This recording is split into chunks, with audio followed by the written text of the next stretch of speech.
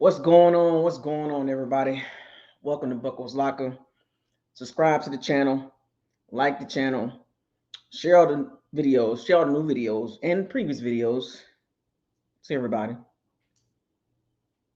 Don't forget to hit the notification bell icon to notify you all new videos that's posted on this channel. Come on in, join the discussion.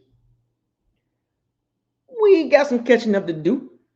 It's been a minute, off-season blues, right? Off-season blues. We're gonna talk about the Super Bowl halftime show and all that. Got some talking points. Super Bowl breakdown. We're gonna talk about, the Bucs did beat the Seahawks. I seen people talk about it. We're gonna talk about Lavonte David, the retirement discussion. Mike Evans' retirement possibility. And probably some throw-in conversations in between. You know what I'm saying? So y'all come on in and join this conversation for the next 15, 25 minutes. Ain't gonna take up too much of y'all time. Might even go over the time. You know what I'm saying? But shout out to everybody. Shout out to all the Pirates and Sea Bandits. Let's talk about the Super Bowl real quick. What did y'all think about the Super Bowl? Give me your thoughts in the comment section. My thoughts on the Super Bowl, it was meh. I was trying to get into it, but it's football, but the matchup was, I did pick the Seahawks to win. Total domination. They dominated pretty much. On Patriots, they scored 13 points, but that was garbage points. I say the Super Bowl is like a 5. Because I don't think, even though the Seahawks kicked 5 field goals, Jason Myers kicked 5 field goals, the game was never close. Even though it was like 9-0, it just looked like even at 9-0, the Patriots was down 3 scores. Patriots is a young team. They wasn't ready. The quarterback wasn't ready. The left tackle wasn't ready. The rookie left tackle, the rookie left guard was not ready. Seahawk front 7 just pretty much dominated the entire game. Like Devin Witherspoon did his thing. Kenneth Walker did his thing. Sam Darnold managed the game. Like shout out to Sam Darnold. I'm not a big fan of Sam Darnold. As far as like his ceiling, but hey, congratulations on winning the Super Bowl, man. He was with the Jets, got drafted to a bad organization. Then he went to the Panthers with Baker. It was at the same time, and then he was with Minnesota. And then he went to the Seahawks. So he's been to a few teams, man. And sometimes you got to work your way through. And anybody that got talent, like Sam Darnold's he has talent. Let's make that clear. Barner was eating. AJ Barner was eating. Sam Darnold has talent, right? The question with him what's his ceiling? And I still think his ceiling is still low. Led the NFL in turnovers, but he did have no turnovers in the playoffs. So shout out to Sam Darnold, man. Situation. When a quarterback get in the right situation, he can flourish. He could be a mediocre quarterback. Brad Johnson, Trent Dilfer. There's a lot of quarterbacks that has had success in the playoffs, and a couple of them have won Super Bowls because of the situation. And if you are a really talented quarterback, because most talented quarterbacks are going to go to a bad situation. Let's be real. Like a lot of top picks go to really bad teams, and they are expected to bring the teams on, put the team on their back. Sam Darnold got drafted by the Jets, and there's a lot of expectations, and he didn't fulfill the expectations. The coaching staff wasn't right. You know what I'm saying? Like a lot of things play a lot of factors. This is why I always be very careful on when it comes to, like Sam Darnold, he's not a bust, and they try to label him as a bust, whatever. But when you go to a team that is pretty stacked, you don't have to do much. Just manage the game. And Sam Darnold has played well in the playoffs. He's had a couple stinkers, but if you watch the Super Bowl, he didn't really do anything. They turned around and handed the ball to Kenneth Walker, and they played defense. The easiest way to win a Super Bowl is to run the ball, control the clock, and play great defense. So when I look at the Super Bowl, I would say Seattle's defense and run game led the team to a victory. But the quarterback will get the praise because a lot of people doubted Sam Darnold. I was one of them, and I eat crow on that. But he fell into the perfect situation. The perfect situation. Seattle defense is ridiculously good, and they're young. And they draft John Schneider, the Seattle GM. He's a really good GM. I don't know if he's a football guy, like as far as like what's his football background, but he has really, really good. He has a really good team of people that can scout really good talent from the first round to the later rounds. And if you go back and look at Seattle's draft, and I remember the last video I made, I was talking about the Bucs draft class from 2021 to 2025. I want y'all to do me a favor and go back and look at Seattle's draft class from 2021 to 2025. You can see the big difference between Jason Light and John Schneider. Like, big difference. Huge difference. Jason Light is not even in John Schneider's league when it comes to drafting players. They have the better front office. They draft much better. And they've been building this up. Remember, if you build the team and then get the quarterback, it's a lot easier. Because a lot of teams go to backwards where they want the quarterback first, and then the quarterback got a bad O-line, no run game, poor coaching staff, Adam Gase. I'm talking about Sam Darnold. But Seattle built that team. They built that team for the last 4 years or last 5 years. Go back and look at the draft classes. Go back and look at Seattle draft class from 2021 to 2025. And you tell me, why can't Jason Light do that? Because he drafts too safe. He don't draft for high-end talent. He drafts the safe players, low ceiling, mid-level floor. Why don't we have a Nick Umawara who we could have drafted? Nah, we don't want him. Byron Murphy. Mafe. Kenneth Walker, Charbonnet, Charles Cross, Abraham Lucas. The guard they drafted from North Dakota State. Devin Weatherspoon, Tariq Woolen. AJ Barnes. Like, they just keep putting guys on that team.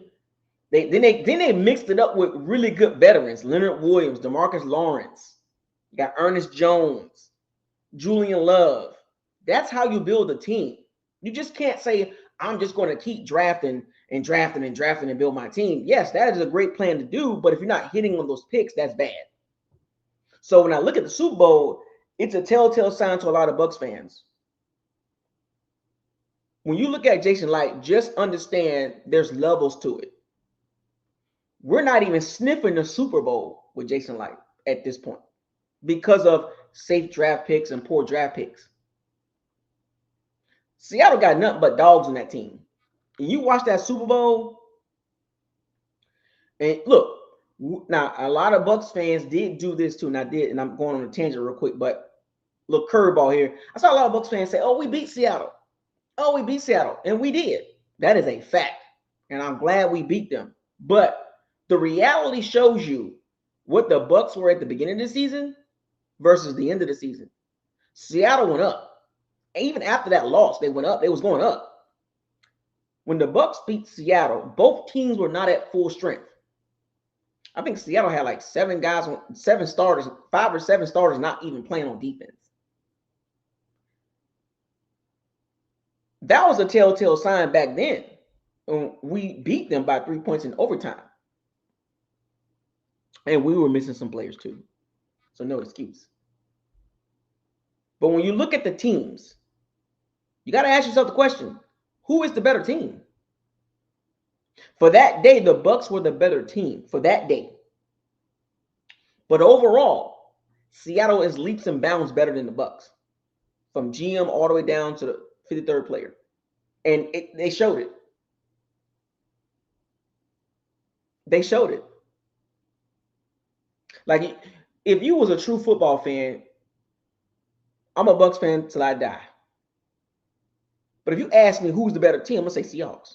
And it's not trying to be hating on the Bucs. It's just that's where the Bucs need to be at.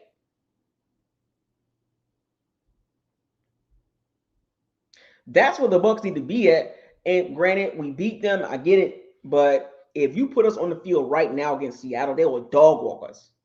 Dog walk us. Matter of fact, I'll even do you one better after watching that Super Bowl and watching them for the entire season. If both teams were fully healthy, who was the better team?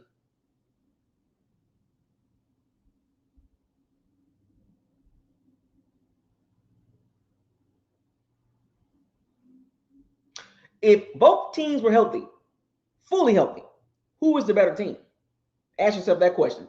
Just think about it for a second. But shout out to Seahawks, man. They ran the ball very well. Kenneth Walker, he gonna get paid. I don't know if Seattle's gonna pay him because you can draft running backs, and they drafted Charbonnet. You don't have to pay Kenneth Walker. You really don't, because running backs are a dime a dozen. To be honest with you, you know what I'm saying. And I do want to see that young man get paid. But if Seattle's smart, if they do sign Kenneth Walker, it'll be to a team friendly deal. But if I was the GM, I'd be like, hey man, test the waters out, because they got to pay Devin Witherspoon. They got to pay him. Jackson Smith and Jigba. You can get a running back. You got Charbonnet. He's ready for a breakout. You know what I'm saying? So Kenneth Walker will get paid. He got MVP. Shout out to Kenneth Walker, MVP. Jackson Smith and Jigba didn't do much because Sam Darnold didn't do much. I think the game plan was, Sam Darnold, you're not messing this up. He did throw a touchdown pass though. But it was a defense and a running game. Seattle defense carried the team. I'm gonna repeat that. Seattle's defense carried the team the entire season. They're gonna give praise to the quarterback, but when you watch that team is a defensive driven run game team. They ran the ball quite a bit. Think about this. You got two decent tackles, nice guard, you got a really good running game, you got a shutdown corner, really good D-line, some good linebackers, really good safeties. Sam Darnold was in a perfect situation. Just don't mess it up. He was efficient. He was turnover free in the playoffs. Some people are going to try to put him as an elite quarterback. I don't think he's an elite quarterback. I think he's a solid quarterback. I think he's he's closer to Jimmy G than Matthew Stafford.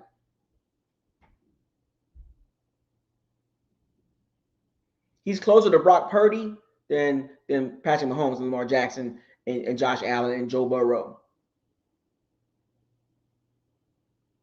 Some people are going to try to put Sam Darnold top tier quarterback. We've seen this before.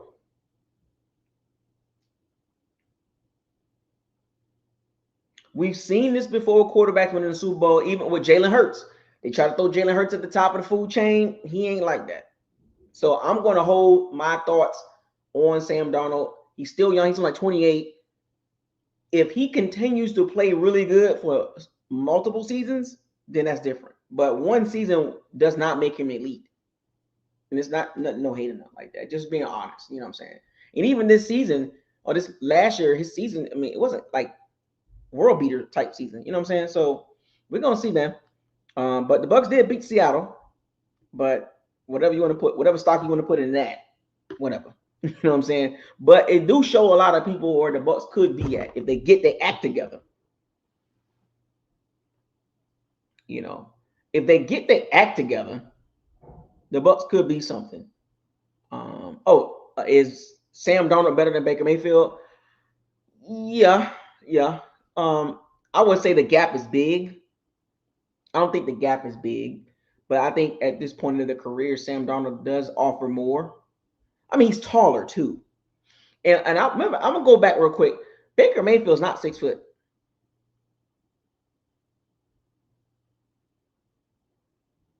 I was having a conversation with one of my buddies about that. Baker Mayfield is not, well, not one of my buddies, but another a friend of, not a friend of a friend. Well, my old lady's best friend's husband.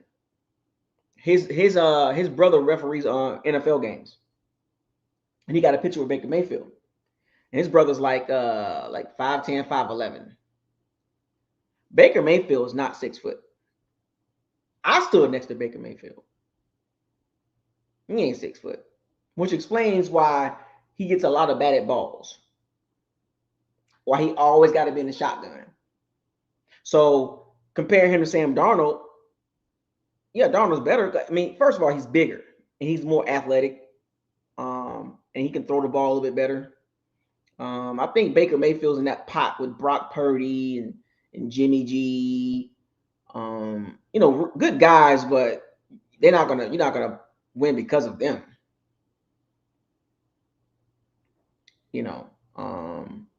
But yeah, Baker Mayfield's more like 5'10". So it's hard to win with a quarterback under 6 foot, man.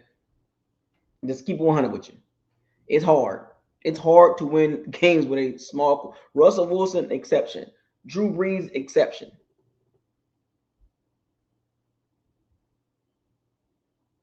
Steve Young exception. Frank Tarkenton exception.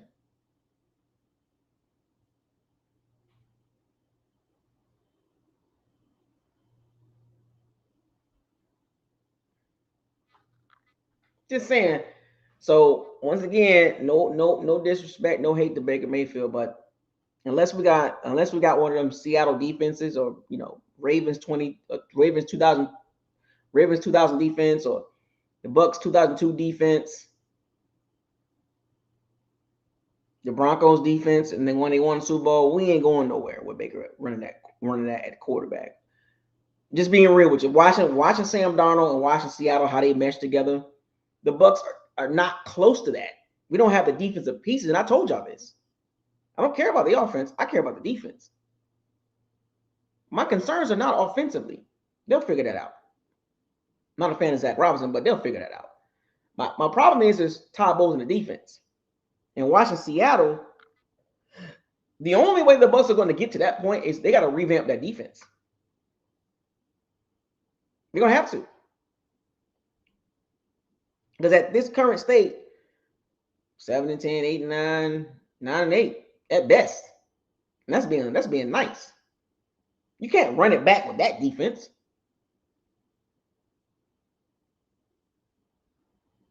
You can't run it back with that defense. Your defense got to be like the Chargers, Texans, Seattle, when the Rams on their game, when the Ravens are on their game, Eagles, Broncos.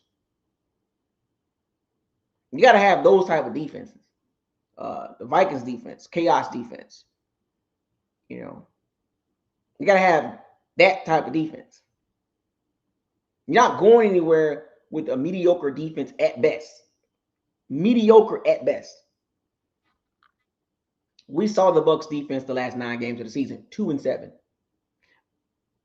They just can't hang. We don't have anybody to hold our hats on. No disrespect to Jacob Parrish and Taki Smith. No disrespect to those guys. I like those guys. They're not world beaters. We don't have any world beaters. Devin Witherspoon is better than every single body on the Bucs defense. He's a better defensive player than everybody on the Bucs defense. Seattle got one guy that's better than everybody on the Bucs defense. Oh, I'm sorry. They got several guys, but I'm just saying, you can take one guy, a guy in the secondary, number 21, if y'all don't know who it is, Devin Witherspoon. He played at Illinois. He played cornerback at Illinois. He plays slot. He plays outside. He plays like nickel linebacker. He gets after it. He's what Winfield Jr. trying to be. He's trying to get back to.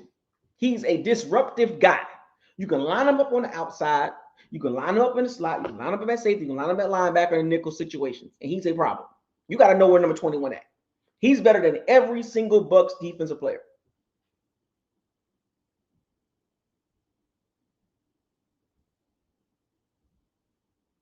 Every single Bucs defensive player, Devin Witherspoon, is better than every single one of them by a long shot. It's not even, it's, you know, anybody that drag race. Seattle has a couple of players that gap the Bucs. They gap them bad.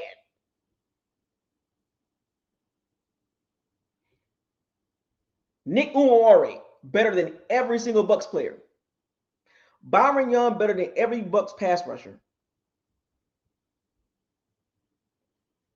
or defensive lineman. Yep. It just, they got game changers. We don't have that. 6'4" safety / linebacker / pass rusher. And the Bucs said no to that. The Bucs had an opportunity to draft Nick Uware, and the Bucs said no.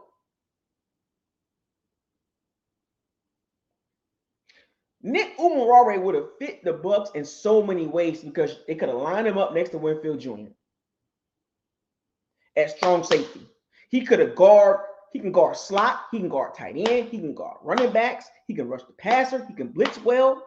And for some strange reason, Todd Bowles said no. So when I watched that Super Bowl, I'm like, why didn't the Bucs draft Nick Uware? Remember before the draft, I talked about the Bucs getting the big safety?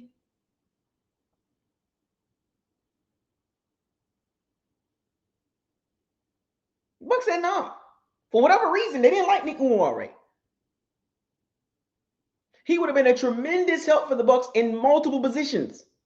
You don't think he would have made a difference for the Bucs defense? Absolutely. He can guard tight ends, running backs, slot receivers. He can blitz very well. So they interchange Devin Witherspoon and Nick Uware in blitz packages. They really like that. We don't have anybody like that. I don't give two rats behinds about Kalijah Clancy. Don't give me none of Diab. I don't care about none of that. I don't care about none of that. We don't got no guys like we don't got anybody like Witherspoon or Nick Uware. No Kobe Bryant, no Julian Love, no Leonard Williams, no DeMarcus Lawrence, no Josh Jobe. We ain't got none of that.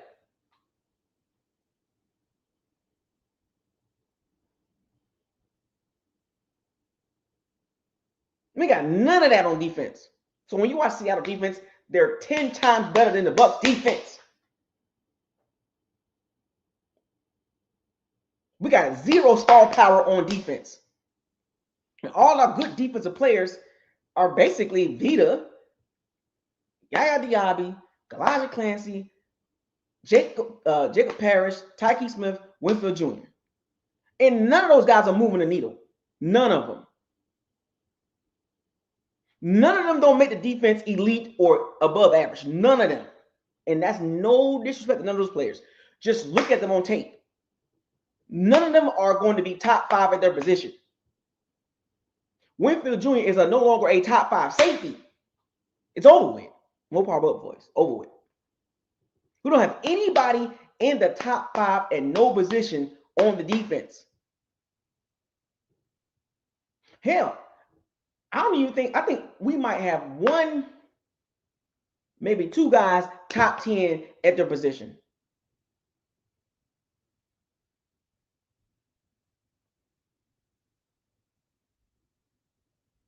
Do you think Winfield Jr. is a top 10 safety?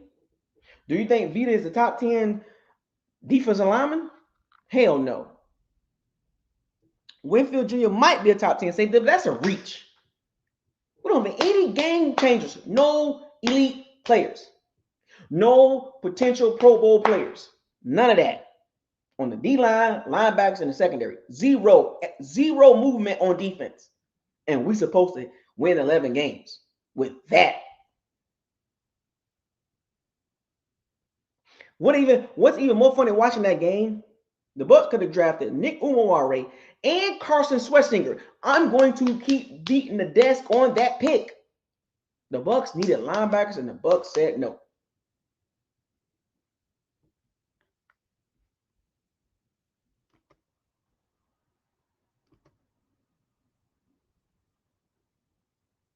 The Bucs could have drafted Nick Umaware and Carson Schwarzenegger round 1 and round 2, back to back, and the Bucs said no.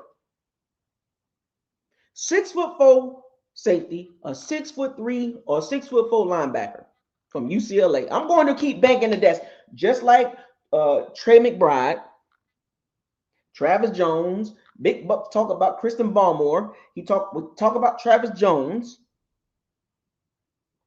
We should have had those guys. Jermaine Johnson, you got to jump in front of the Jets to get him. Lavonte, why can you imagine if the Bucs just made the right pick? Just go back and look at the draft. Just make the right pick. Even last year, just make the right pick. And your defense is a lot better. Your tight end situation, you could have had Trey McBride. You could have had Jack Campbell. Jump in front of the Lions. Get Jack Campbell. Jump in front of the Lions. Go get your linebacker. Now you're struggling. Now you got to go get a linebacker.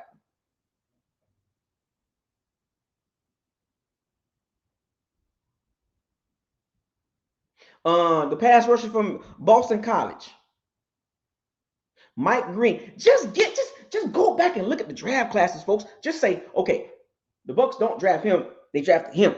Can you imagine the Bucs defense right now with those young guys on the team? Jack Campbell, Nick Umaware, Carson Schwarzenegger, the defensive rookie of the year. The Bucs said no.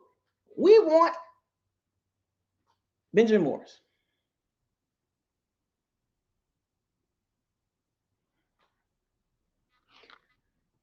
We want Emeka Egbuka. No offense to Emeka Egbuka, but we need defense.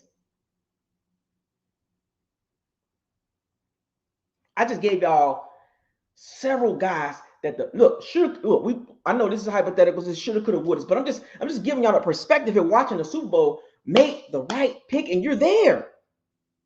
You mean to tell me you don't think Jack Campbell, you don't think Nick Umaware, Jermaine Johnson, Christian Barmore, Travis Jones, Carson Schwarzenegger, Trey McBride, you don't think those guys would have been impactful on the Bucs?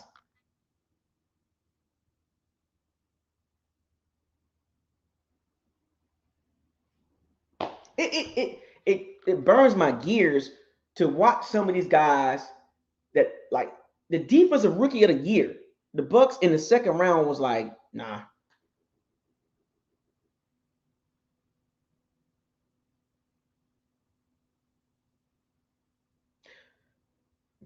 With the 19th pick in the 2025 NFL draft, the Bucs drafted Emeka Egbuka.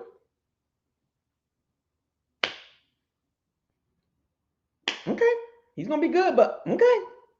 And then we finished the season 8-9. Everybody crying and everybody itching and complaining about the defense. Well, we could have drafted 2 guys this year or last year.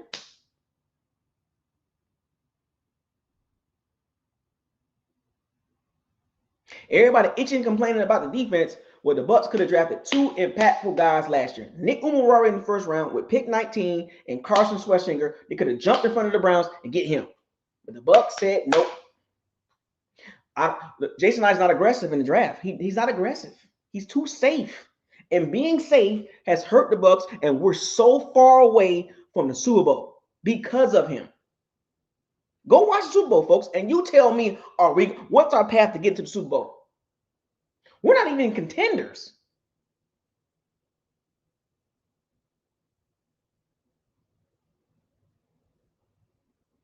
We're not even in the hunt. We're not even, to be honest with you, we're not even a playoff team. Because being safe has put the Bucs in mediocrity. safe in free agency, safe in the draft. All these good guys, which is fine, but you got to get some high-end players. And yeah, you're right. You're right. Look, we got the Super Bowl in 2020, but little do y'all know that had nothing to do. Well, let me before I even say that. We won the Super Bowl in 2020, but we had no future. That Super Bowl in 2020 was a veteran-led team. Now, granted, we got lucky with the Tristan Wirfs and Winfield Jr. picks. That was in 2020, so that worked out perfectly. Those were two pieces that was for the future, and they were impactful right away.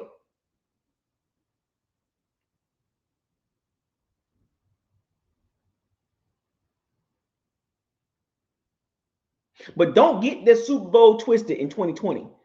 That was Tom Brady and Super Friends and two rookies. Nobody on the Bucs that were on the team in 2019, 2018, 2017, 2016 didn't do anything.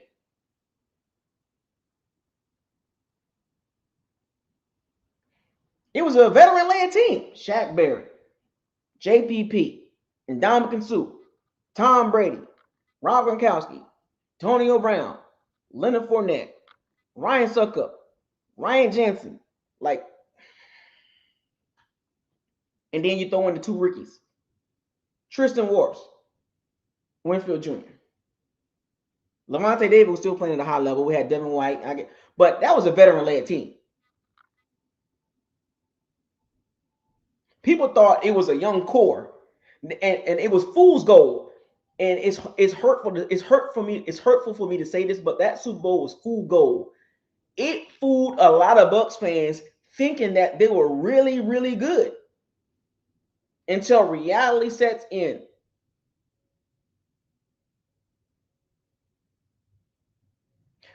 Look, and that's a good point.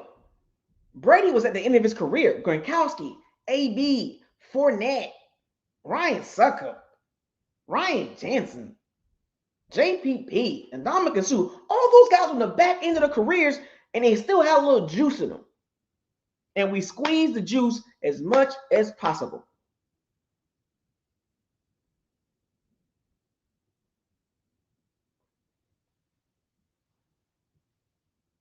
Nobody was in their prime that led the team. The Super Bowl was full goals to our community, and it gassed up a lot of people, a lot of Bucs fans. Thought we had hope, thought we had a future of winning at a high level for a long term. It was never a long-term deal. It was a 2-year deal, and the Bucs fell apart. They fell apart because of the GM. He put a lot of money into those veterans, and he did not draft well.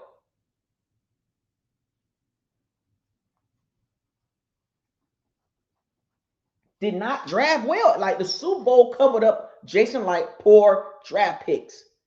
And winning that Super Bowl bought him a few extra years. But now that Super Bowl has worn off, and now people are getting impatient. Watch the Super Bowl, folks, and ask yourself the question, are we even close to either one of those teams? Like, winning the Super Bowl, you're supposed to have an outlook of the future. The Bucs won the Super Bowl, and our future was tied into veterans because the next year they went 13-4. And that was it. You ain't heard from the Bucs since then. Let me repeat that. Watching this Super Bowl, Seattle Seahawks fans got a lot to look forward to. A 28-year-old quarterback, a really good run game, O-line good at tackle, pretty decent interior, pretty good tight ends, Jackson Smith and Jigba. They're going to probably draft a receiver, another receiver, and build on top of that. And then defensively, they got the right mix of veterans. Leonard Williams, DeMarcus Lawrence, Julian Love, Ernest Jones.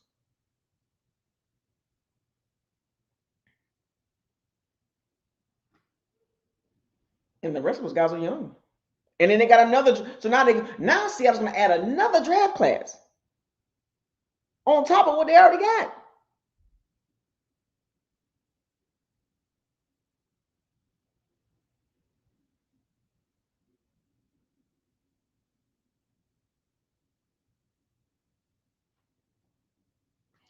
It's not rocket science, folks. Go back and watch the Super Bowl. What does it tell you? What do you think the Bucs need when you watch the Super Bowl? And what's so funny is the Patriots defense wasn't even that bad. The Patriots, now they're gonna have to play a tough schedule. They have a first place schedule, so we're gonna see what they're really made of. But the Patriots defense didn't even play that bad.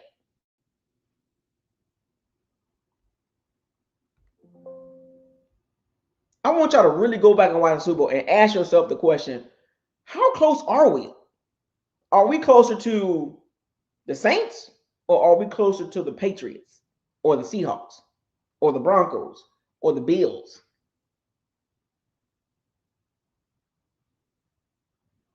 Now we gotta, once again, I keep telling y'all this, watching that Super Bowl, when you miss on draft picks, you gotta play catch up. Instead of building on what you already have, you got to find guys to get in there and get busy. And then you got the draft depth. The Bucs are behind defensively. And I don't even like the interior O-line. I don't like none of that. I don't like the tight ends. I don't like the interior O-line.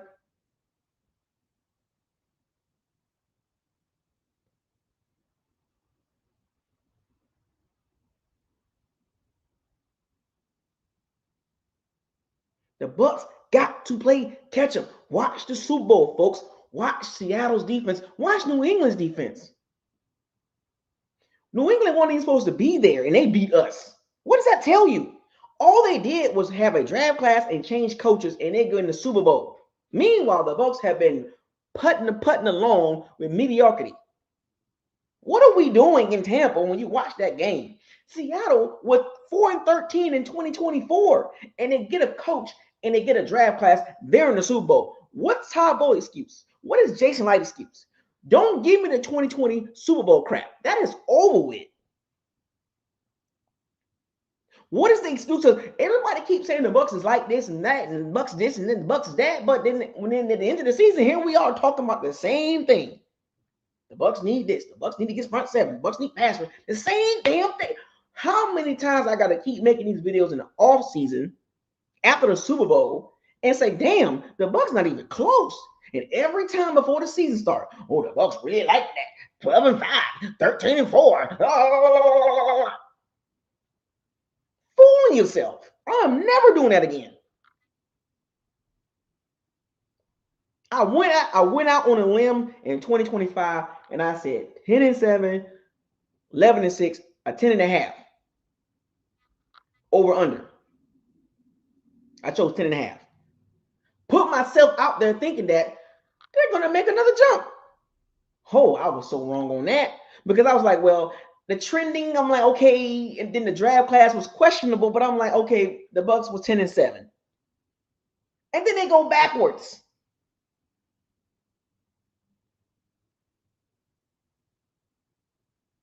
Then we go backwards. 2-game drop. And when you go from 10-7 to 8-9, that's not a good sign. After the fact that you were 9-8 and 8-9 before. So your peak is 10-7. That's not good. You can't go 10-7 and then go 8-9 the next season, and then all of a sudden we're gonna be all right. No, it don't work like that. We're trending the wrong way. Think about this. If we finish the season 6-2, that's different. We figured some things out, got ourselves. You finished the season 2-7, and you have nothing to hang your hat on in the offseason. You made a bunch of coaching staff changes. You got a new OC, a new special teams coordinator, a new safety coach, new cornerback coach. You didn't fire your D-line coach. I mean, you fired your D-line coach. You didn't fire your linebacker coach and your outside linebacker coach. You didn't fire your inside linebacker coach. You didn't fire your O-line coach. You didn't fire your running back coach. You kept your head coach. I'm sorry, sir. All these changes. What does that lead to when you watch Super Bowl?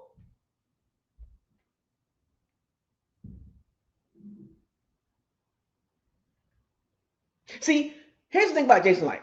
All this stuff he's done in the offseason up to this point, what sense did it make?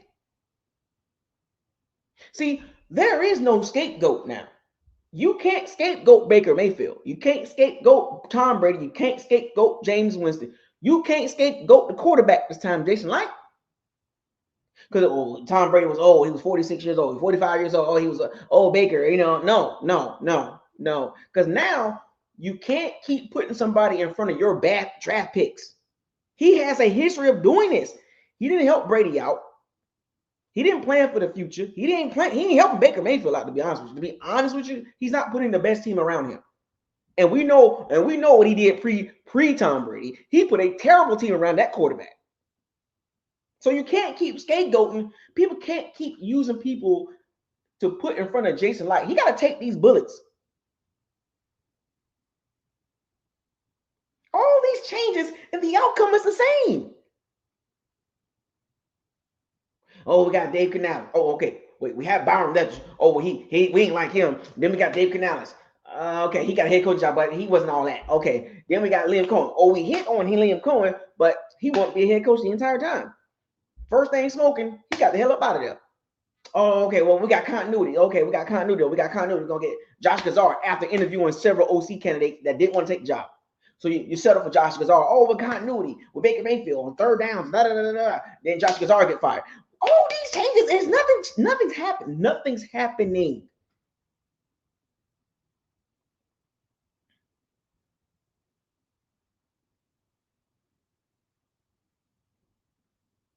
Nothing's happening. There's no needle being moved in Tampa. We're stuck. You can't hang your hat on a Super Bowl, Bucs fans. I'm trying to get y'all to understand this. You can't hang your hat on the 2020 Super Bowl. You can't do that. You can't keep using players to shield Jason Light. He got to draft the guys. He got to put the team together. Him and his staff. Todd Bowles got to coach it. Jason Light job and his staff member put it together.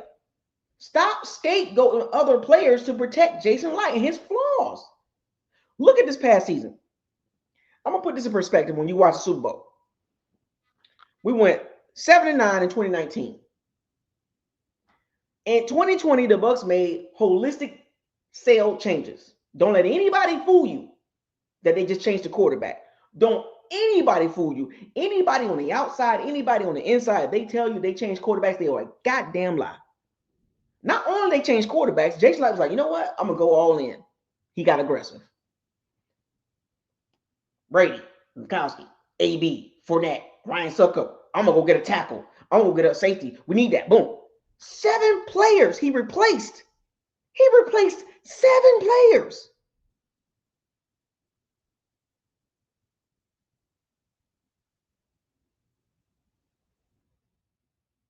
Don't let anybody tell you that a Super Bowl, the Bucs won a Super Bowl, and all they needed was a quarterback. No, they didn't. They needed 6 more players on top of the quarterback change. And all 6 were impactful. Think about that. Who scored in the Super Bowl? Mike Evans didn't score. Chris Godwin didn't score. Ronald Jones didn't score. Who scored in the Super Bowl? Cameron Brake didn't score. Who scored in the Super Bowl? The Avengers. So don't tell me Jason Light can't be aggressive and make something happen.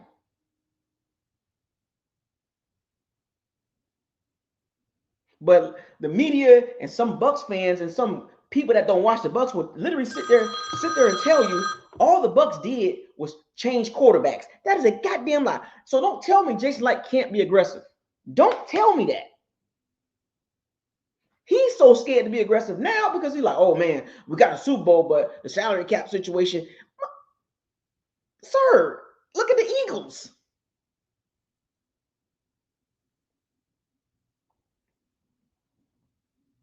Stop playing with me, Bucs fans. Don't tell me Jason Light can't be aggressive. He can be. Draft-wise and free agent-wise. He can be aggressive. He just don't want to do it. And if you look at the season, we went 7-9 in 2019, then we went 11-5 in 2020, got a Super Bowl. Then 13-4 the next season. Then I'm gonna fast forward to this current situation. The Bucs 8-9, finished the season 2-7. Last 9 games, you went 2-7. You finished the season 8-9. I'm trying to put y'all in perspective here. We went 7-9 in 2019. The next season went 11-5. Last year, the Bucs went 8-9. 2026. What are you going to do, Jason Light?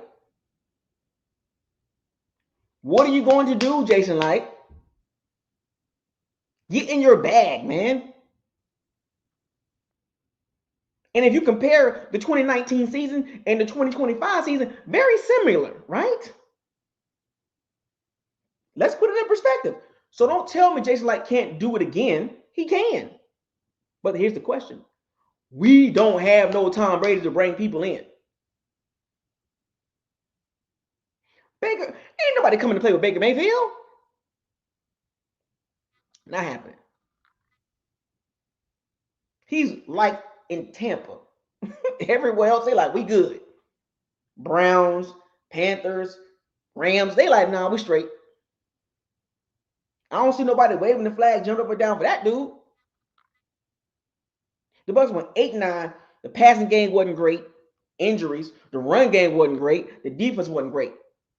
Very similar seasons, 2019 and 2025. 7-9, 8-9.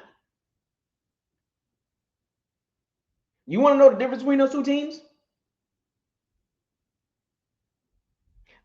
Even though they have similarities, but there's some differences between the 2019 team and the 2025 team. And the reason why I'm bringing these two up comparison, that means look what happened the next season. I'm trying to get y'all to think about this. Look what Jason Light did the next season in 2020. I hope he do something in 2026. So look at the 2019 team and look at the 2025 team. Look at the team offensively and defensively and special teams. Tell me the difference. Tell me the difference between those two teams.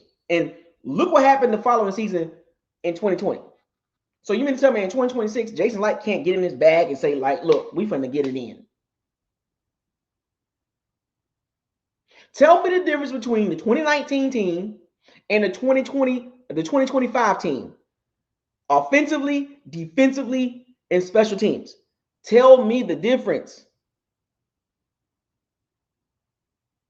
Tell me why Jason Light can't turn around in 2026 and upgrade this team in several areas.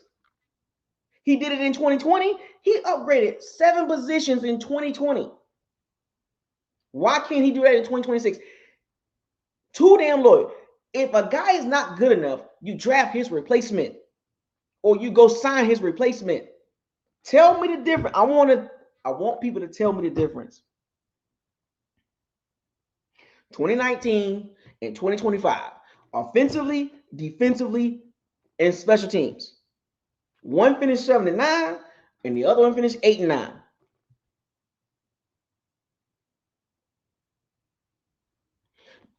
Can anybody tell me anything good in 2025 with the 2025 team?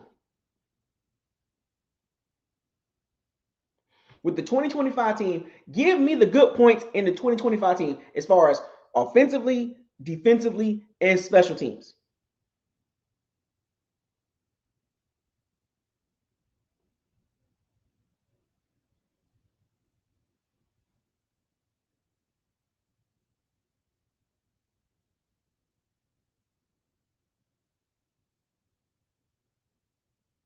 Jason Light literally upgraded 7 positions. He can do it in 2026.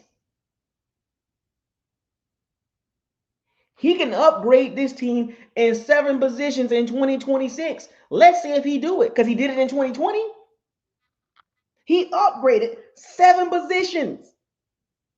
7. I count them. You want me to count them out again, folks? You want me to count out the 7 positions he upgraded? Because give me 7 positions that the Bucs could upgrade in 2026.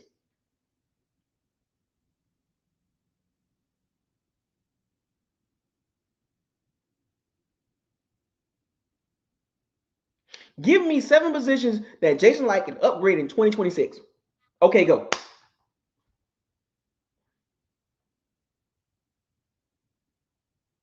Give me the 7 positions that Jason Light can upgrade.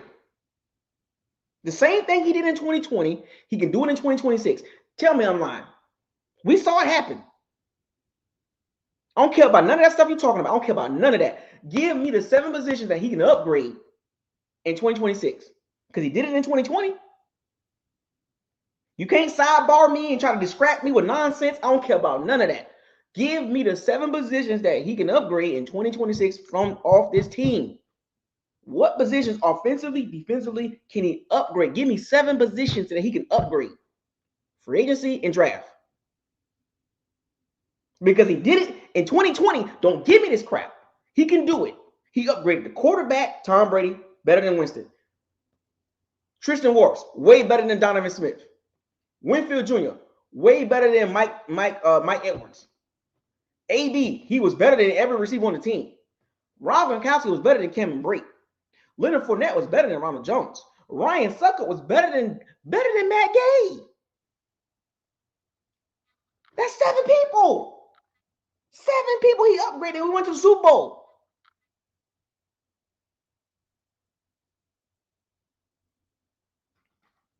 Talking about, all the Bucs got to do is just keep reloading. Nah, just upgrade. How about that?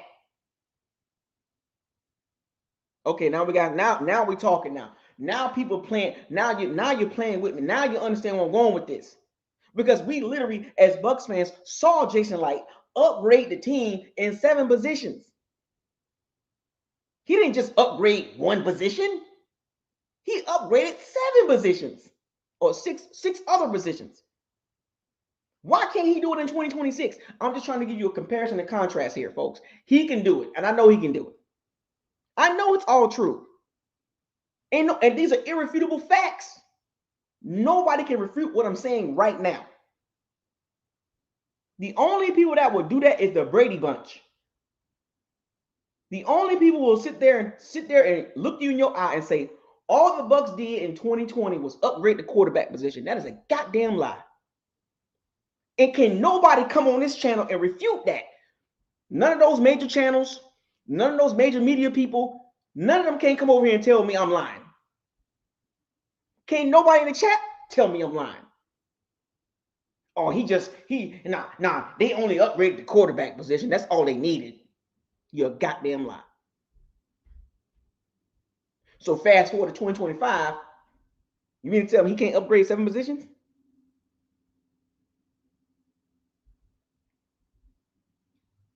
Because I haven't seen anybody in the chat refute what I'm saying. Because you know I'm right. Can't nobody on Facebook, can't nobody on X, can't nobody in the major Bucs media members come over here and tell me I'm lying. Jenna Lane, Greg Allman, Rick Stroud, they can't come over and tell me, well, Buckles Locker, they only upgraded the quarterback position in 2020. You're a goddamn lie. So you mean to tell me Jason Light did it in 2020, but he can't do it in 2026? We seen him do it. Steven, yeah, exactly. I had to say their name because they push these stupid narratives. They blame the quarterback. They blame Brady for the drop off. Of course, they blame Winston, and then they're gonna Baker Mayfield. No, stop scapegoating Jason Light.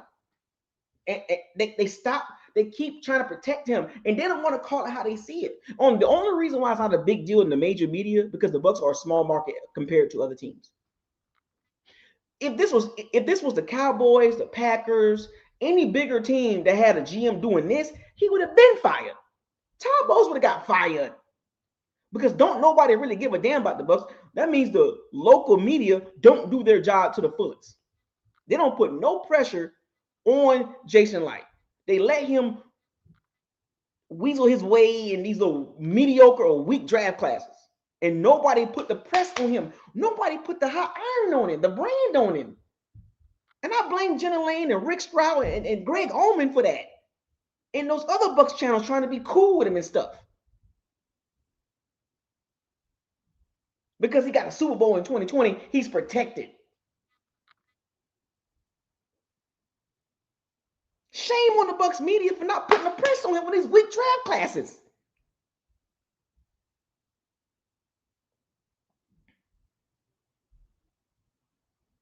That's all I don't rock with them like that. I don't rock with them like that. And I don't hate them. I don't got no personal beef with those people. I just don't rock with them like that because they push a narrative. They push a weak narrative because they don't want to ruffle no feathers. Instead of calling him out from 2021 to 2025, there's nothing on his team that is really good. That's going to be elite or above average. It's average and below on this team, and the Bucs media, the major media, is not doing their job. They're not calling it out because they want to hold on to their credentials. They don't want to ruffle no feathers. They want to be cool with the Jason Light family. If this was any other major market team, Todd Bowles would have been fired. Jason Light would have been fired. Y'all know that. Y'all know it. Don't tell me I'm lying. Because the Bucs are a small market team, don't nobody really give a damn about the Succaneers. Remember that? We were the Succaneers. That's the reason why Jason Light was able to keep his job and Todd Bowles was able to keep his job because don't nobody give a damn.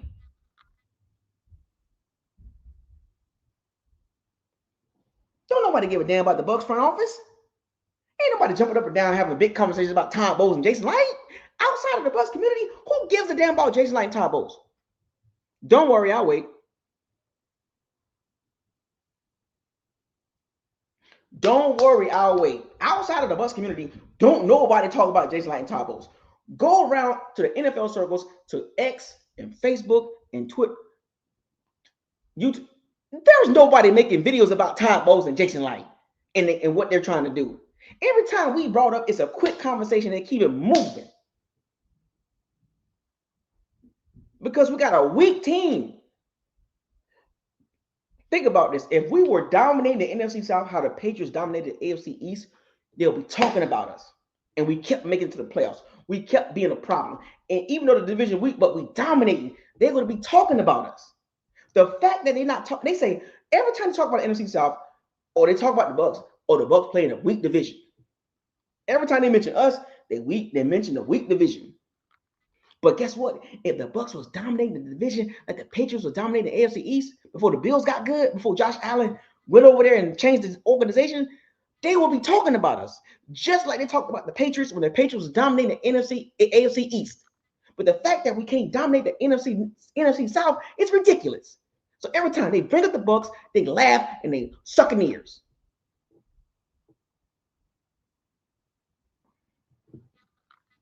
Every time I turn around, all the Bucs media do, and some of these fans is ride the 2020 Super Bowl.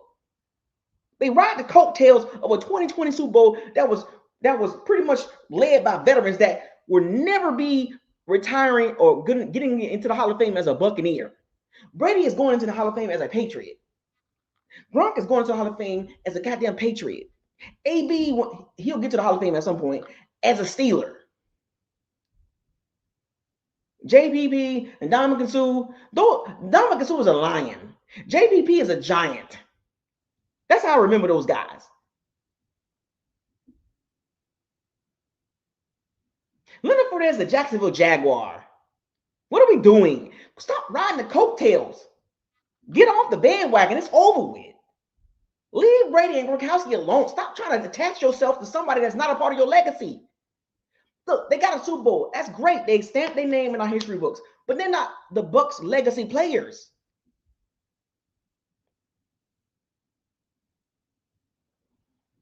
If we were dominating the AFC, if we was dominating the NFC South, we would be talked about. And y'all know it.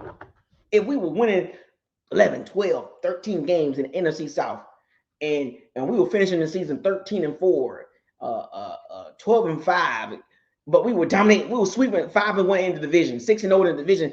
They'll be like, oh, the Bucs, the Bucs, the Bucs, the Bucs, the Bucs. But the fact that we're scratching and clawing in a weak division, we don't get no respect. No respect. So don't give me this crap.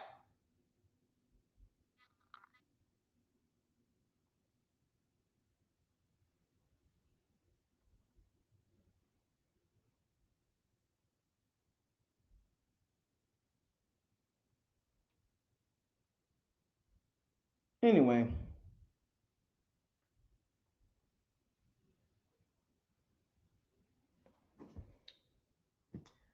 That Super Bowl, man. Just every time I watch Super Bowl these last 5 years, man, or since 2021, I always ask myself the question: what can the Bucs do better?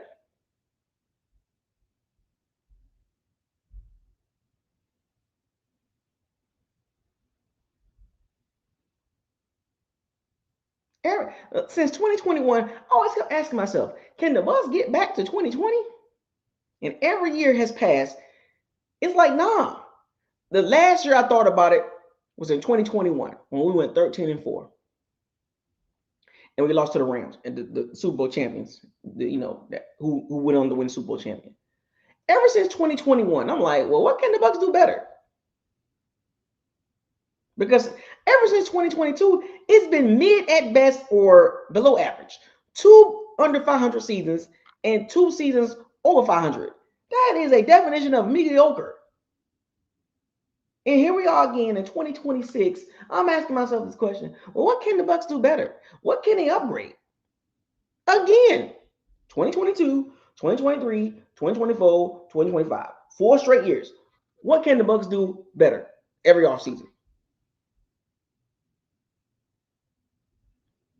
Because I'm not speaking on like, man, look, we're getting to the playoffs. I'm not worried about that. We just got to build on top of it. We just got to tweak. We got to make a couple tweaks. Well, at this current state, the Bucs got to do more than a couple tweaks, right? Bigger 9. You get the 4-5. Simplified. Here we go again in the offseason. Lavonte David, retirement talk. Mike Evans, retirement talk. What the Bucs gonna do with the front seven? They gotta have a defensive draft class. They gotta get some. Here we go again with all these questions. Nothing good.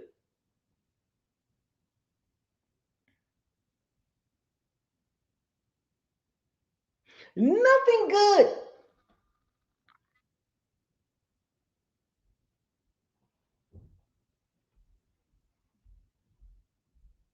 Trying to hold on to the past has hurt the Bucs big time. The Bucs don't know how to move on.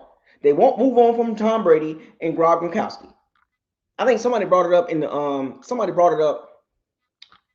the chat earlier. We still seeing commercials with Tom Brady and Gronkowski. We in 2026. What are we doing, Tampa? Are you kidding me? Please tell me I didn't read that correctly. They still got commercials with Tom Brady and Rob Gronkowski, but commercials?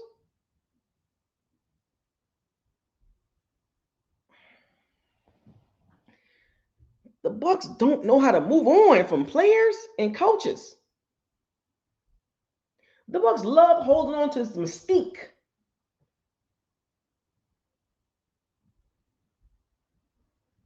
Please tell me I'm wrong.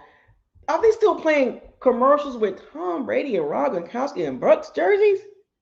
Are you kidding me? Move on from that. That's not coming back. We got Baker Mayfield in 2026. Far cry from Super Bowl.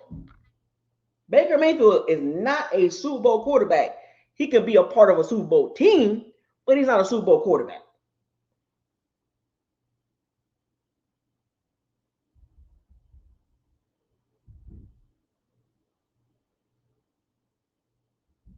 Oh, the Bruce Arians, Rob Gronkowski commercial. That's insane. And still selling the jerseys. Oh my gosh, bro. Oh my goodness, bro. You'll probably you'll see more Tom Brady jerseys than Baker Mayfield. Matter of fact, when I was at the game, let me get y'all a little tidbit. Some of y'all Bucs fans be fake as hell. I was at the Bucs game, that Thursday night game, even at the Falcons game when the Bucs played the Falcons in Atlanta. Then of course I went to the Thursday night game. Then I went to the Buffalo. I didn't see a lot of Baker Mayfield jerseys. I've seen more Tom Brady jerseys than Baker Mayfield jerseys.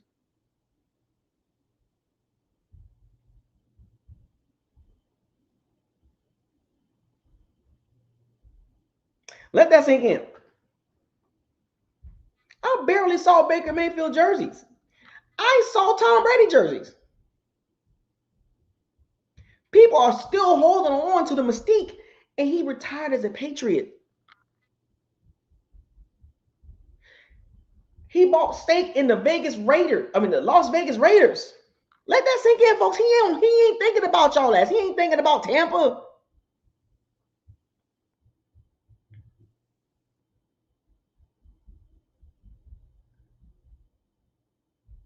Brady left Tampa and did not look back. He rented a house here in Tampa. He wanted to be in Miami. Giselle at the time she lived in Miami. She didn't live in Tampa. And as soon as Brady retired, he went and bought stake with the Las Vegas Raiders. He has no ties to them at all. He has no ties to the Las Vegas Raiders. And guess what he did? He bought stake in that team. What does that tell you? Over with. Tampa, it was nice. It was cool for the couple years I was there, but I don't F with y'all like that.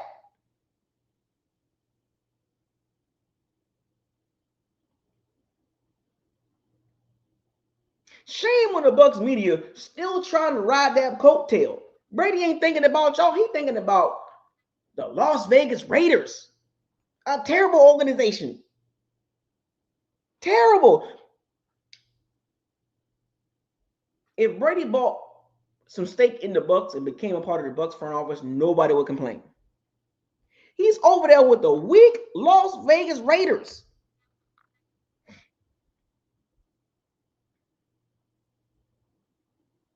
Meanwhile, we over here questions at quarterback, questions with the defense, questions with the coach staff. He ain't thinking about us. He actually took, and John Spytek is his buddy from Michigan, the GM for the Raiders. John Spytek, the assistant GM for the Bucs, went over to the Raiders, called his buddy up from Brady, his college roommate, called his college buddy up, Tom Brady. Hey man, come get in the front office.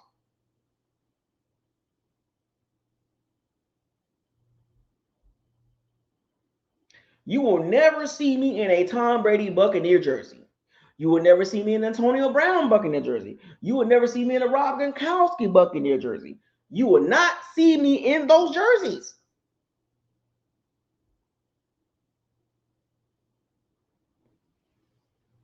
And the Bucs will not move on.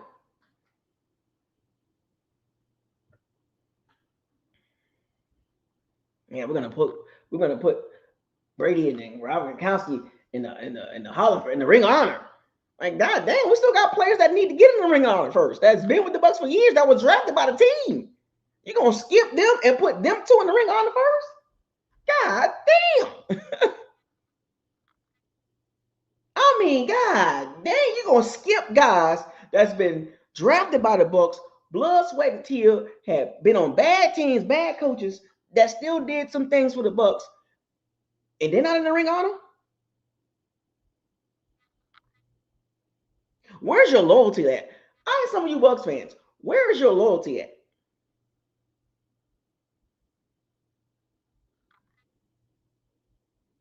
Where's your loyalty? Exactly. The man never had a losing season until he got to the Bucs. That should tell you everything you need to know.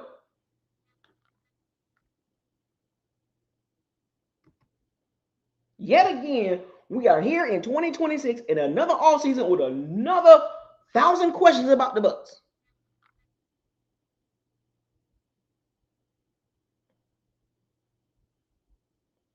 We got 1,000 questions of what the Bucs gonna do. What they gonna do with defense? What they gonna do with the interior line? What they gonna do with pass rushers? What they gonna do with linebackers? The same old questions every year for the last 4 years.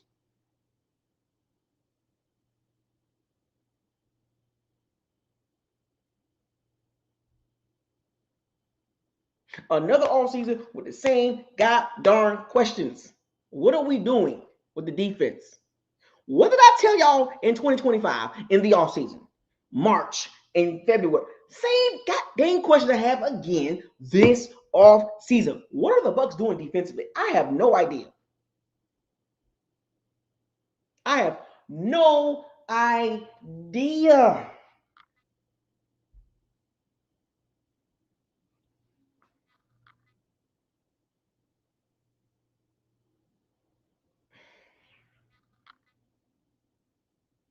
4 straight seasons with the same questions, man.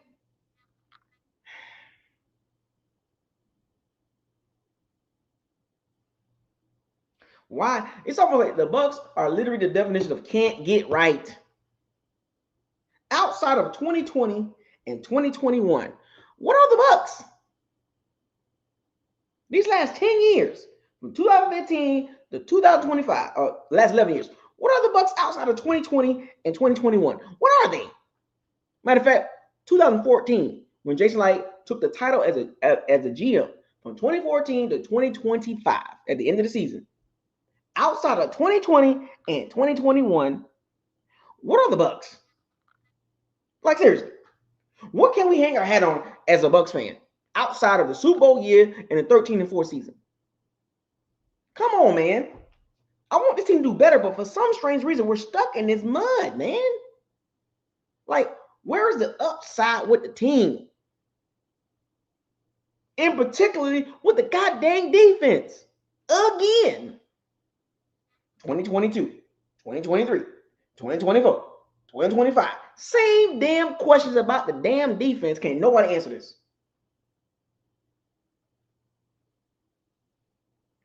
When is this going to change? When are we just going to stay up? Stay up. Dominate the division. How about that? Start there. Can you dominate a weak division? But guess what? Is it really weak now? Because the Panthers are right there with us. The Falcons are right there with us. And the Saints are on our coattail. So literally, you can take a coin flip and flip the coin for 2026 in the NFC South. There is no clear dominant team anymore. Because, the Bucs won the division 3 straight years. And, they won the division. 2022, 2021, 2022, 2023, and 2024. Yet they forget to tell you 8-9, 9-8, 10-7, 8-9. 4 years in a row. But then when you start putting some context behind those 4 straight division titles, so the Bucs was dominating the division. They was dominating, right? Yeah, we was dominating. Okay, so y'all was like 12, 13 wins. Yeah. Like in 2002, when we won the division, it was 8-9. What? Oh, okay. Y'all just kind of had some injury with it. Okay, cool. And then we won the division again in 2023 at 9-8. Why you not dominating? But we got in there though. Okay, in 2024, we you know what I'm saying? 2023 we dominated. We got we did the in 2024 we did the 10-7. Okay, but we got beat though. Okay, and of course in 2025 it was a little step back. You know what I'm saying? We could have won the division, but we just didn't. Some things happened at the end of the season. Well, what was your record? 8-9. What? So you mean to tell me in those 4 years that you won the division 4 years in a row, outside of 2022, outside of 2021 when you went 13-4? No, wait a minute. Yeah, outside of that, what did you dominate? You're not dominating anything. You're barely winning the division.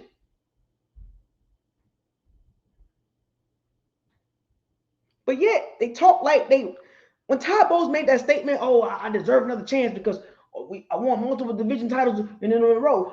Folks, he's not dominating the division. Now that the division has caught up, we went backwards. Is my point I'm trying to make.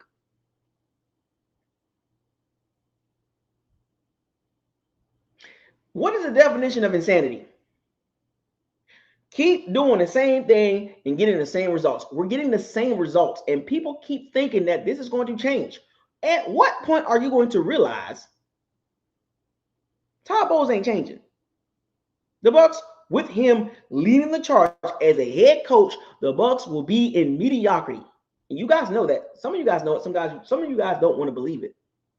But things can change, though. There is optimism. I do see a path. But Jason Light gonna have to get out of his bag, get out of his conservative bag. He's gonna have to get out of his conservative bag and get aggressive in the draft and in free agency. And this can turn around. We saw it happen.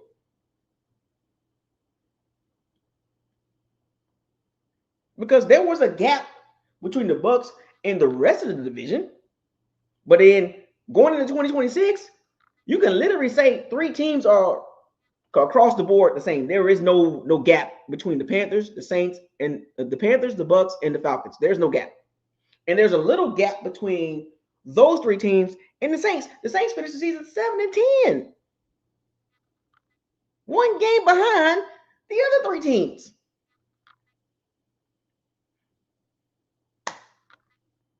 And then we got this Lavonte David and Mike Evans situation.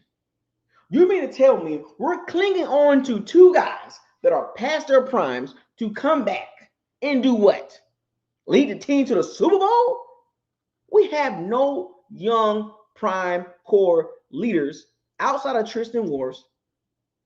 Like I'm talking about, when I say leaders, I'm talking about elite guys. That's going to lead this team into the next era or lead this team to a bigger and better situation. We're hoping that Lavonte David and Mike Evans don't retire. This is how you know we down bad. Those guys will not be leading us to no Super Bowl. And Mike Evans is one of my favorite guys, one of my favorite receivers in the NFL. I got his jersey. To be honest with you, they need to retire. And I know it's a tough pill to swallow, but at 32 years old, you're not a great route runner. That was not your thing. And you're not a speed guy. You're going to come back and do what? Red zone touchdowns? Well, we saw that for the last several weeks, and he had one good game against an undrafted cornerback. He got locked up by Rasul Douglas and J.C. Horn and Michael Jack. Got a light-skinned friend look like Michael Jack. Locked him up. He didn't do anything those games. Under 50 yards. And you mean he's going to come back at 32 years old with bad hamstrings. He's going to just all of a sudden just be on this Devontae Adams type, Antonio Brown type trajectory. No. Like, are you scared to lose Mike Evans? He's taking reps away from J-Mac and Emeka Obuka and Tez Johnson. What good are they going to do coming back? Unless Mike Evans take a step back and become the third or fourth option, what are we doing with Mike Evans? And then if Lavonte David come back, what is he going to do? You've seen the guy. They can't cover running backs and good tight ends. What are we're just holding on to nostalgic mystique. That is gone. Pre-2019 core is done. Let me repeat that. Pre-2019 core is done. That's Vita, Lavonte David, and Mike Evans. If you got those three guys leading your team, you're not going nowhere. And that's not nothing against them as a player. It's just where the NFL is at right now. Let me repeat this. Pre-2020 team, the pre-2020 core. Pre-2020 core. That's Godwin, Evans, Lavonte, and Vita. It's over with. Get younger and better and faster and stronger and more meaner. Those guys are at the end of their careers. To be honest with you, they need to go to a championship team. Mike Evans need to go to the Texans or the Ravens or things like that. He don't need to be playing around with the Bucs. You're not going anywhere with the Bucs. Anywhere. Sidebar, they interviewed LeBron James about the OKC Thunder. LeBron James like, hey man, that's a championship team over there. We can't sustain that. We're not on their level. I know Mike Evans got to be thinking, okay, if I come back, now what? Even Lavonte David, it's Bucs or nothing. Lavonte David, it's nothing. You come back to do what? Break the tackle record and get your farewell tour? And mess around and get nicked up and hurt? Like, what are we doing with the old core? Those guys will be in the ring of honor. I got Godwin jersey. I got Evans jersey. I got Lavonte David jersey. But that core is done. It's over with. It's they're not going to do anything with the young talent in today's NFL. They're not doing anything. The Bucs are not doing nothing with that core. If Mike Evans was 27 and God was 25 and Vita was 26, we can do some things. Evans about to be 32 years old in August. Godwin is 30. Vita's 30. What are we doing? Lavonte David, what, 35, 36? What are we doing there? And here's the sad part about it. Outside, like, look, the Bucs did address the Godwin Evans situation with Emeka Egbuka, Tez, and J Mac. So they did address the old guard, the passing of the torch when it comes to the receivers. But when it comes to Lavonte David and Vita, we got nothing behind them.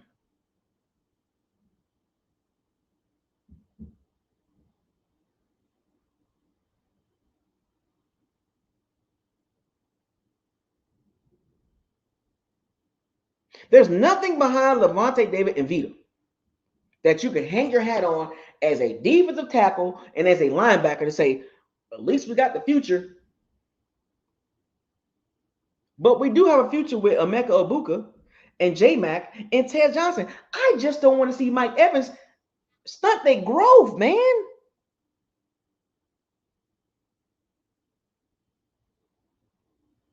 You done drafted these guys to replace those two. You don't need Mike Evans anymore. And it's not a shot at Mike Evans. It's just the nature of the beast. It's business. It's the NFL. It's what it is. They draft your replacement, and the Bucs did that with Emeka Egbuka, J-Mac, and Ted Johnson. Those guys can equivalate and they can accumulate Mike Evans' production. And to be honest with you, they need to trade Chris Godwin and get rid of that terrible contract. That contract is awful.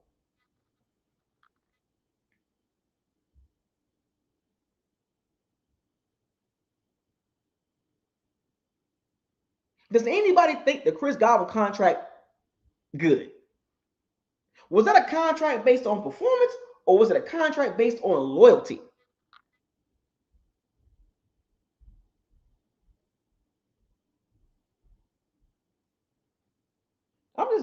I'm just giving y'all the truth, man. The truth hurts, man.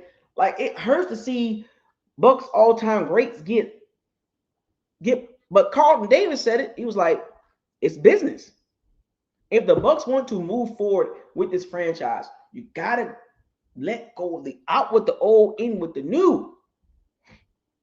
You drafted replacements for the receiving group, and you still gave Chris Godwin a big contract. And you could have put that money in the defense. If Mike Evans don't play next year or this year coming up, will it really hurt the offense? Because when he was back, you know what I mean? You know what I mean? Like, look, man, Godwin got back.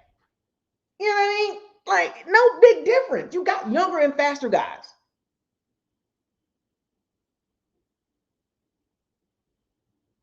They didn't make no difference when they came back to the team. Well, Mike Evans played with the last 4 games. Godwin played with the last 6, 7 games. You know what I mean? Just get with the young guys and get those guys better, because guess what? Those guys got talent. Tez, J-Mac, Emeka Egbuka, they can do some things, but they on the sideline like, Emeka Egbuka needs reps. Godwin's in the way. Evans is in the way.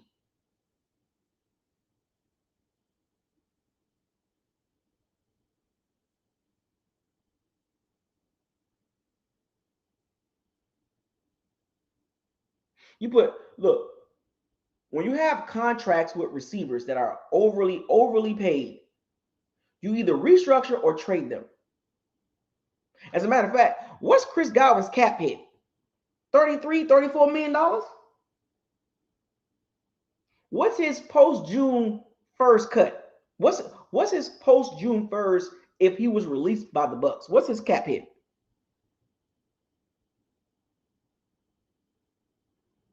Somebody type it in real quick. What is Chris Godwin's cap hit for 2026, and what is his post June 1st cap hit if he was released?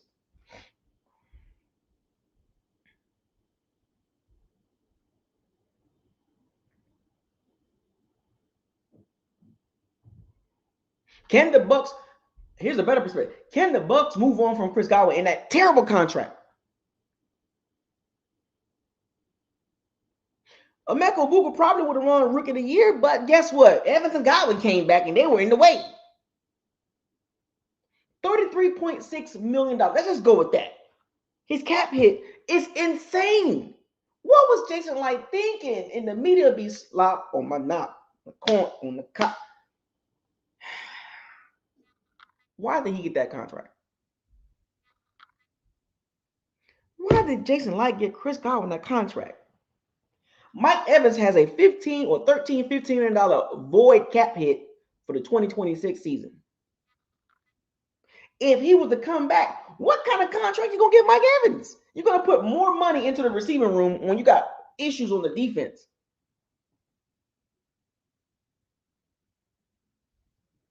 See, look, Jason Light signed Chris Godwin to a 3-year deal, $60 million. See, Jason Light is a really good GM because he resigned, he keep his guys. And when he gave Chris Godwin that contract, I was like, oh my gosh. You should have let that man walk and took that money and put it on the goddamn defense. You didn't do it. Because loyalty, we try to just keep the guy here. He's great for the team, man.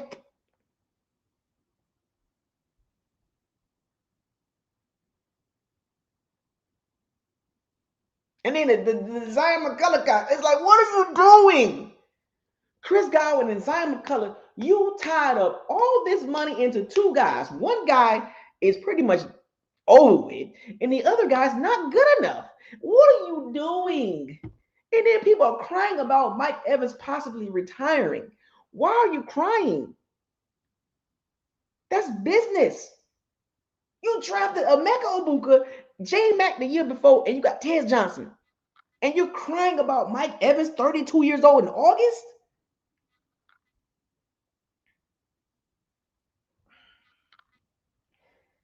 He put so much resources and assets and money into the receiving room, and you still giving out contracts to veterans. What are you doing? Seattle traded DK Metcalf because they had Jackson Smith and Jigba on a rookie deal. Meanwhile, the Bucs give Chris Godwin a contract and draft Emeka Egbuka. Even with Jake, like, what are we doing here, man? Let me repeat this.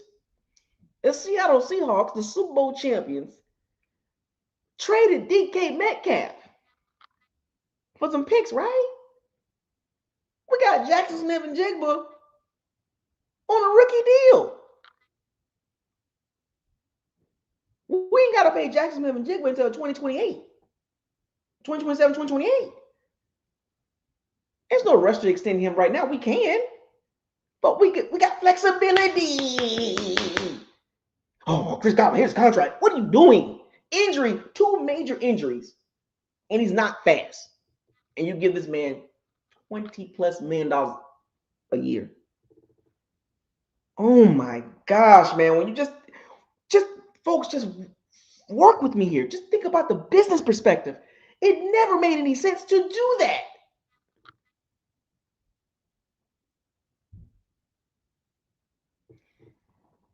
You gave Chris Godwin a huge contract, $20+ million, and you drafted a first-round receiver. If you didn't have Mike Evans, okay. But you had Mike Evans, get Chris Godwin a contract, and you drafted Emeka Egbuka, and you got J Mac, and you got Tez Johnson. And all I hear is Bucs fans, oh, our receiving group is really like that. Oh my gosh, man. Why is so much money and assets and resources tied into the receiving group when your defense is weak? Just walk with me, folks. Just walk with me. Just go back and think about that contract. It never made any sense. It never made any sense. And That's high insight. That his hit reality. The reality shows every single Bucs fan that Chris Godwin contract is awful.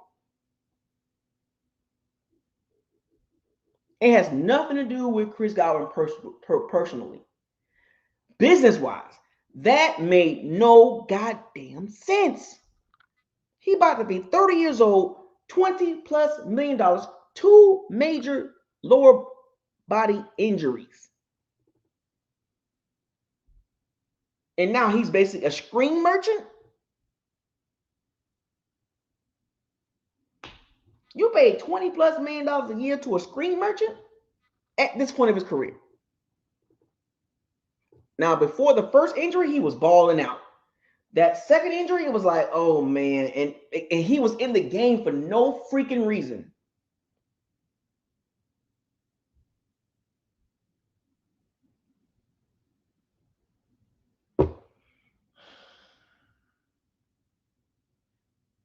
Y'all remember that first injury?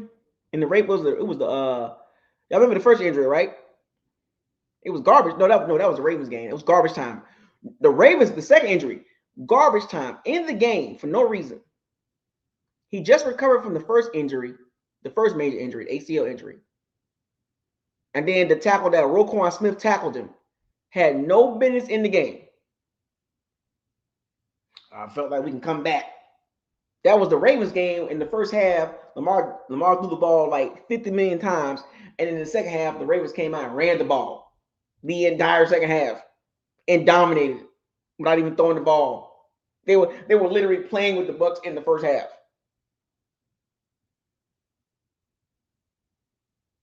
Y'all remember the game? Y'all remember both injuries, right? ACL injury and the shattered ankle fibula situation. And then you turn right around last year and you give him a $20+ million contract, knowing that it's downhill for Chris Godwin's career. It was the Saints game in 2021. Why was he in the game? Both times, which is crazy.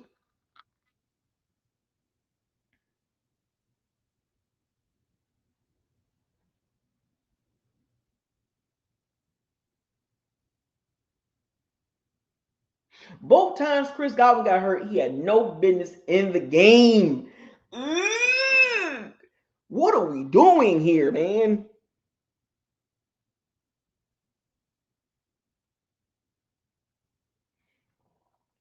The Saints game.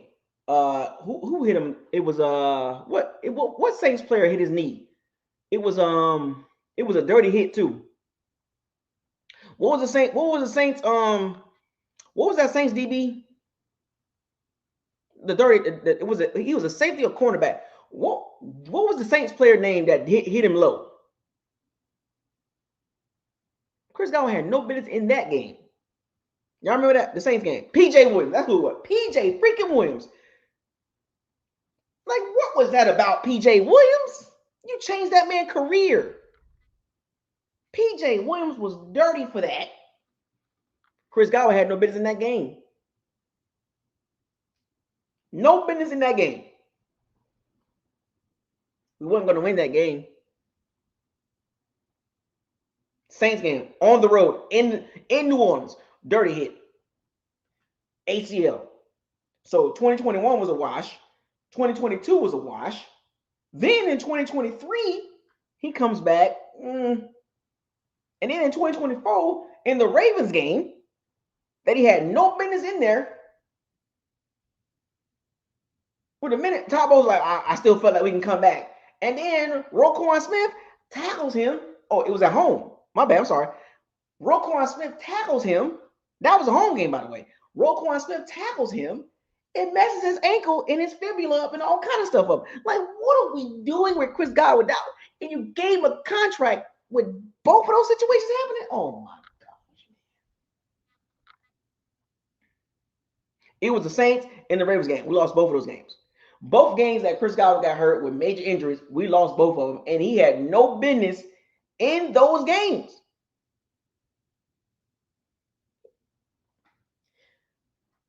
and they gave him a contract. And now we're crying to keep Mike Evans. What are you going to pay him? What are you going to pay Mike Evans? $20 million for 1 year? Now you got to restructure Chris Godwin contract, aka kick the can down the road. Jason Light is tutti frutti. Tutti frutti, man. He's fruity. What you doing, man? Now you got to kick the can. Now you got to restructure and kick the can down the road. And then you hoping Mike Evans come back for what?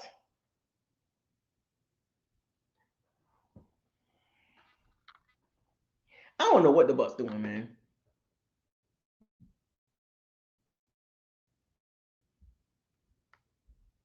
What you gonna pay Mike Evans? Hmm? What you paying? I mean, leadership. He has leadership. You paying for leadership, his consistency, his longevity, his seasons with the Bucs. You know, his locker room presence. Can the Bucs realistically replace his production? Absolutely.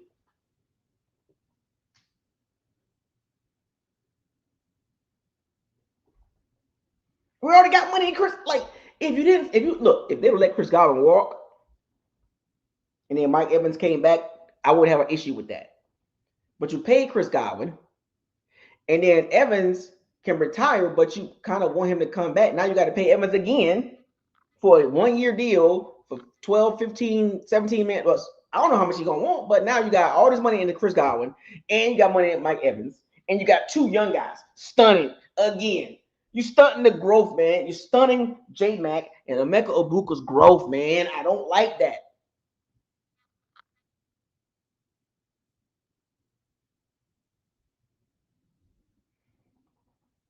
I don't like that, man. I want to see Emeka and J Mac get so much burn, man. I want them guys to get on the field more.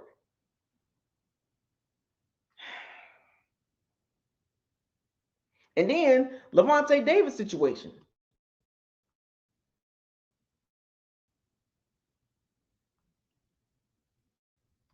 One of the most underrated linebackers in today's era. His leadership, his locker room presence, his consistency.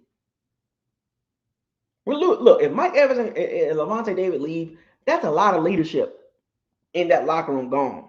So if any locker room issues happen this year, we ain't got Evans and Lavonte David to kind of settle everything down.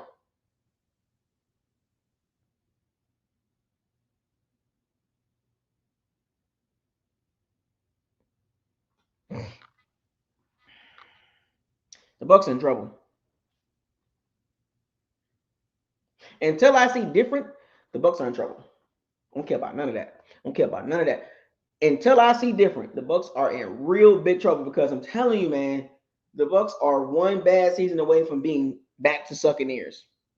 5-12, 113. They're so close. They're more closer to that than a 10-7 season. Oh, somebody said so. We took Logan Hall over the Super Bowl MVP Kenneth Walker. Look, that's high insight. I get it, man. I already went down that path, man. I went down that path, King Cook. Several players I named the Bucs should have drafted. It's just frustrating when I go back and look at those draft classes. I'll be like, well, what? We didn't take him? Especially this last draft class. Look, this is what the draft class should have looked like in the first two rounds.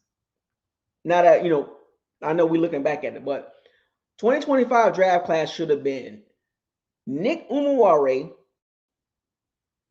and Carson Schwetzinger. That should have been the first two picks in 2025 draft class. That should have been the first two picks. But for some strange reason, it wasn't. Yep.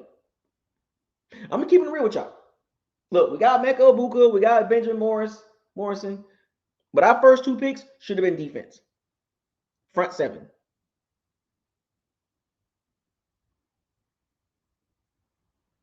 A lot of y'all might not agree with me when I say that, but the first two picks should have been Nick Umuware and Carson Schwetzinger. Yep.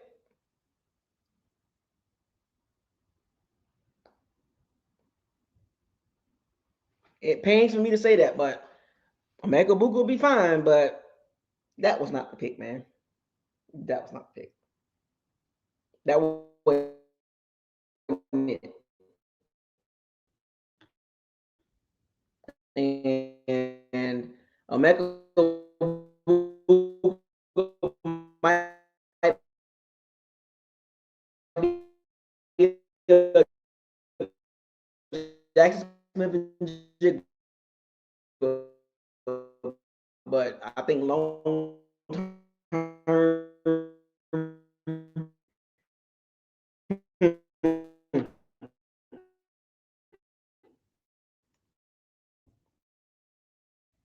tough, man.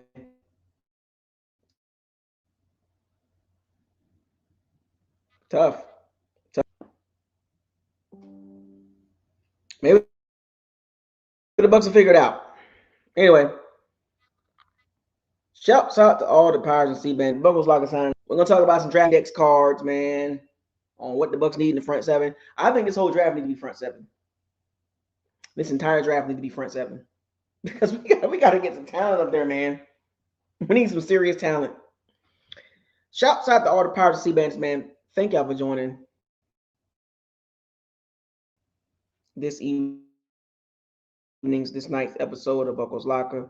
Subscribe to the channel, like the channel, share the videos, and don't forget to hit the notification bell icon to notify you all new videos as channel. With that being said, Fires Kansas, see today, raise a flag, hashtag new identity. Feel like that. Buckles Lock out.